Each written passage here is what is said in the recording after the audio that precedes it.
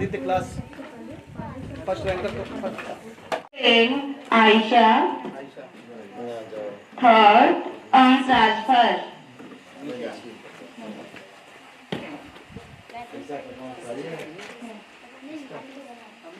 Lapping करके लैपिंग clap warning.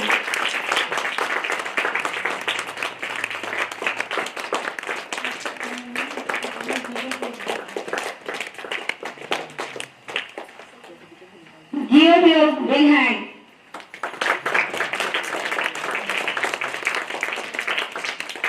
Give the certificate also. The certificate, sir.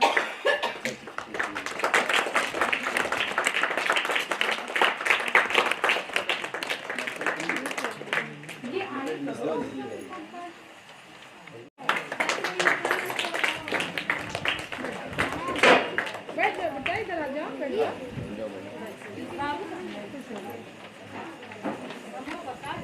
Certificate ऊपर करवाओ ना उसका।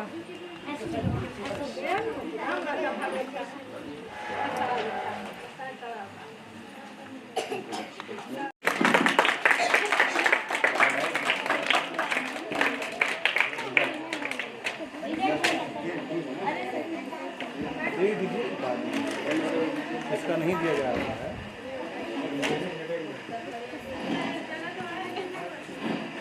These students got the highest marks in our class. Class first.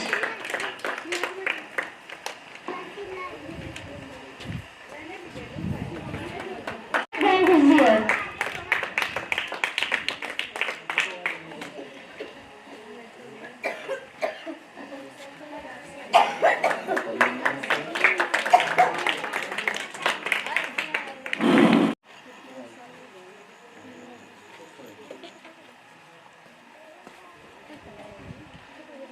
आओ बेटा इधर आओ।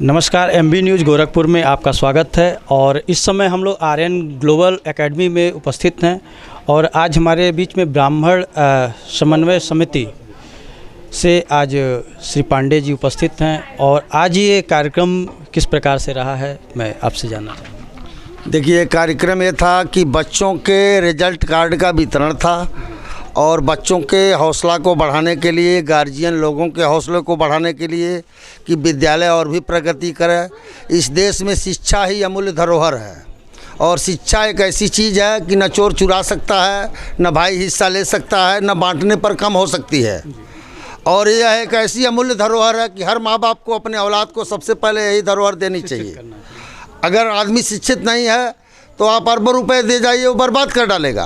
और शिक्षित है, शिक्षा है, उसके अंदर समझदारी है तो हज़ार को भी अरब बना देगा। तो हम यहाँ पर बुलाए गए थे और मेन हमारा यही उद्देश्य है कि हर बच्चा, गरीब का हो अमीर का हो, शिक्षित बने, संस्कारवान बने, ताकि देश का विकास हो और समाज का विकास हो। यही हमारी सोच है और यही धारणा है हमारी।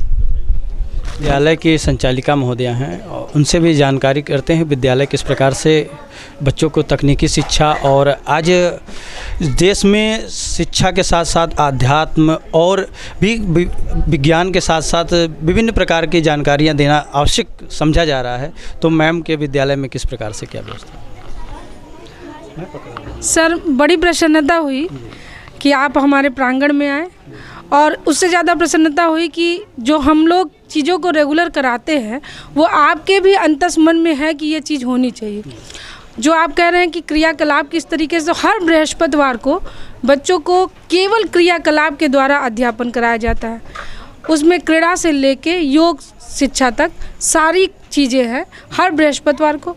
और सप्ताह में 2 दिन बच्चों को पुस्तकालय में 2 घंटे के लिए भेजते हैं। सप्ताह में 2 दिन बच्चों को केवल नृत्य और संगीत का 2 पीरियड होता है हमारा।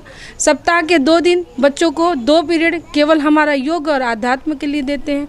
और बच्चे इन चीज़ों को बखूबी हम लोगों के साथ उसको एंजॉय करते हैं। कभी कोई बच्चा उसको लेके बर्डन फील नहीं करता। सबसे बड़ी मेरी उपलब्धि ये है कि कोई बच्चा उन आध्यात्म को और योग को उससे बोर नहीं होता है, उसको एंजॉय करते हैं। ये ग्रामीण एरिया का स्कूल है। पहले हम लोग इससे बड़े सशंकित थे कि ऐसा अध्यापन जो है हो सकता है हमारे अभिभावक जैसे कि शहर में तो हर चीज़ों को लोग आसानी से समझ जाते हैं। ये ग्रामीण अंचल है और यहाँ पे किस प्रकार से आप इन कठिनाइयों का सामना आप करते हैं? सर कठिनाइयाँ तो आती हैं यहाँ पे, चूँकि ग्रामीण लोग हैं। ग्रामीण लोग ना शिक्षा का स्तर भी, हाँ जी, शिक्षा स्तर को भी जो हाई एजुकेशन है नहीं और समझते आप आंग्ल भाषा में विद्यालय चला रही हैं, और इन चीज़ों को कैसे आप मैनेज करते हैं? मुश्किल तो बहुत आती है, लेकिन चूँकि नेटवर्किंग इतनी आजकल नेटवर्किंग एक तरह से हर चीज़ के सिक्के के 2 पहलू हैं। तो नेटवर्किंग का फ़ायदा ये है कि किसी भी चीज़ से अभिभावक अछूता नहीं है। ऐसा नहीं है कि कोई अभिभावक अध्यात्म को बिल्कुल जानता नहीं है, योग को बिल्कुल जानता नहीं है, वो चीज़ों को जानता है। They are introduce with that things. तो we have only exercising that things. कुछ पेरेंट्स जो है उनको थोड़ा मोटिवेट करना पड़ता है, लेकिन मैक्सिमम पेरेंट्स जो हैं वो एक्सेप्ट करते हैं, समझते हैं या नहीं समझते हैं। जी ग्लोबलाइजेशन जो नेटवर्किंग है उसका हमको ये एडवांटेज मिला। डिसएडवांटेजेस तो आप सबको पता है, पर मुझे इसका एडवांटेज मिला कि मुझे इंट्रोड्यूस नहीं करना पड़ा चीज़ों को, केवल उसकी प्रैक्टिस एक्सरसाइज करानी पड़ी और पेरेंट्स का सपोर्ट मिलता है। थोड़ा मुश्किल होता है कुछ एक पेरेंट्स को, थोड़ा उनको समझाना पड़ता है, पर ऐसा नहीं कि 100% पेरेंट्स को मोटिवेट करना पड़ता है, सबको डिस्प्ले करना पड़ता है। मतलब सहयोग मिल रहा है, मिलता है जी। बहुत बहुत धन्यवाद। MB न्यूज़ महोदय हैं, नमस्कार। और आपसे जानकारी थोड़ा सा हासिल करेंगे। संस्था का जो उद्देश्य है वो सर्वांगीण विकास का है कि हमारे जो बच्चे हैं उनका सर्वांगीण विकास हो, मानसिक, बौद्धिक और शारीरिक। इसके लिए नित्य प्रतिदिन संस्था जो है प्रयास कर रही है। और अभी आपने पूछा कि ग्रामीण अंचल है, यहाँ समस्या आती है। समस्या तो किसी भी काम करने में आती ही आती है, समस्या का समाधान भी यहाँ मिलता है कि आप शहर के बच्चों को आप थोड़ा सा वो ग्लोबलाइजेशन होता है उनको समझा सकते हैं। आप जनरली मतलब साधारण भाषा में कहें तो आसानी से उनको समझा सकते हैं। नहीं, मेरा यहाँ मानना जो है संचार क्रांति होने के नाते आज जो है शहरी और ग्रामीण अंचल में जो विभेद हुआ करता था पहले, वो अब नहीं है। लोग अवेयर हैं। हाँ, ये है कि हमारे भारत में ग्रामीण अंचल में जो है वहाँ संचार क्रांति का बस ये हुआ कि लोग इन्फॉर्मेशनल सेंटर हैं, लोग नॉलेज सेंटर नहीं बन पाए। हमारा यही प्रयास है कि हम ज्ञान का भंडार उनको दें, उनको सूचना का भंडार ना दें। वो सूचित हैं संचार के माध्यम से, संचार क्रांति के माध्यम से। हमारा यहाँ जो संस्था है हम उनको ज्ञान का भंडार दे रहे हैं और उससे लोग अच्छी तरह से प्रसन्न हैं, लोग संतुष्ट हैं। बच्चे जो हैं उनका सर्वांगीण विकास हो रहा है। अभी आपने देखा कि बच्चों को हर फील्ड में जितने भी क्षेत्र थे उस क्षेत्र में उनको प्रोत्साहित किया गया। और बच्चों से हम कहते हैं कि ये आपकी जो जर्नी है, ये जर्नी जो है ये लैंडमार्क है। अभी जो आपकी सेरेमनी हुई है वो आपके लिए एक लैंडमार्क है, वो आपका डेस्टिनेशन नहीं है। मीन्स गंतव्य नहीं है, जहां आपको पहुंचना है वो ये गंतव्य नहीं है। ये तो मार्ग में एक पड़ाव है जिसको आपने प्राप्त कर लिया है।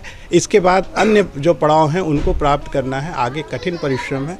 उसके लिए हम बच्चों को तैयार कर रहे हैं जिससे हमारे बच्चे यहाँ शिक्षा ग्रहण करने के बाद एक योग्य नागरिक बन पाए। सफलता हमारे लिए ये नहीं है कि हमारा हर बच्चा DM इंजीनियर और टेक्निकल एक्सपर्ट बन जाए। हमारी सफलता इसमें है कि हमारा हर बच्चा एक अच्छा नागरिक बने। प्रश्न ये है कि आज हमारे अभिभावक जो हैं शिक्षा जगत में ये सोचते हैं कि मेरा बच्चा जो है कि आज इंजीनियर ही बने, डॉक्टर बने। ये कोई नहीं ध्यान देता है कि मेरा बच्चा केवल योग्य नागरिक बने। इसके बारे में थोड़ा सा। आज के 25 साल या 30 साल पहले धारणा जो थी वो अलग थी, धारणा आज अलग है। नो डाउट कि हर गार्जियन चाहता है कि हमारा बच्चा जो है इकोनॉमिकल रूप से संपन्न हो, आर्थिक रूप से संपन्न हो। ये हर गार्जियन चाहता है। और आर्थिक रूप से संपन्नता लोगों की मान्यता है कि अगर वो इंजीनियर होगा, डॉक्टर होगा, एडवोकेट्स होगा तो वो आर्थिक रूप से संपन्न होगा। लेकिन वो भ्रांतियाँ धीरे धीरे ख़त्म हो रही हैं। आध्यात्मिक और शैक्षणिक रूप से अगर वो संपन्न होगा तो अर्थ उसके पीछे आएगा, इसमें कोई संदेह नहीं है। भारत का आध्यात्म जो है वो बहुत ही रिच है। ये लोग भूल चुके थे, लेकिन उसे जगाने का प्रयास आगामी जो सरकार है वो की है। संस्थाएं भी ऐसे इनका प्रादुर्भाव हुआ है कि जो वो इस पर फोकस कर रहे हैं। आज हम ये मानते हैं कि जो आर्थिक रूप से संपन्न है और मानसिक और धार्मिक रूप से संपन्न नहीं है, वो अपने अर्थ का सदुपयोग नहीं, दुरुपयोग करता है। हम कम धन में भी अच्छी शिक्षा, अच्छा आध्यात्म दे सकते हैं, ऐसा लोग करके प्रमाणित कर चुके हैं। उसी रास्ते पे हम चल रहे हैं कि हम शिक्षा को गौण मानते हुए उनके विकास, सर्वांगीण विकास को ध्यान दें। कम से कम कास्ट में, कम से कम लागत में उनको अच्छी से अच्छी शिक्षा, अच्छा से अच्छा आध्यात्म और अच्छा से अच्छा स्वास्थ्य दिया जाए, ऐसा इस संस्था का उद्देश्य है। धन्यवाद। MB न्यूज़ जो है वो रियल सेल्समैन का एजुकेशन बच्चों के बीच में दिखता है।